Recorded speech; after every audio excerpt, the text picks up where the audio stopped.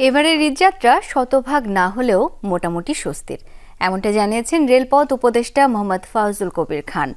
বলেন, যাত্রীদের কাছ থেকে বাড়তি ভাড়া আদায়ের কোনো সুযোগ নেই। ঈদযাত্রা এবং লম্বা ছুটিতে সড়ক ও রাজধানীতে নিরাপত্তা বাহিনীগুলো তৎপর আছে বলেও জানান স্বরাষ্ট্র উপদেষ্টা।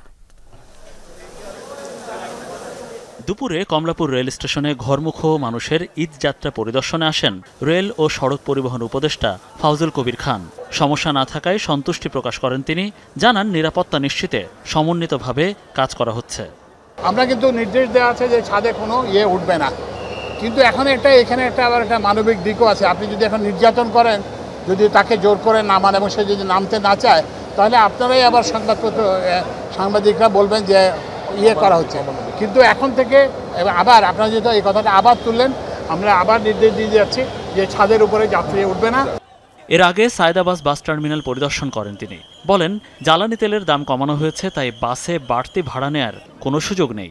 বলেন, মহাসড়কে যেখানেই যানজট সেখানেই ব্যবস্থা নিচ্ছে সরকার। আমরা তো জ্বালানি তেলের দাম কমাই দিচ্ছি, ওনারা তো এমনিতেই একটা সুবিধা পাচ্ছেন, তো সুতরাং এখন তো বাড়তি ভাড়া দাবি করার কোনো কারণ নেই।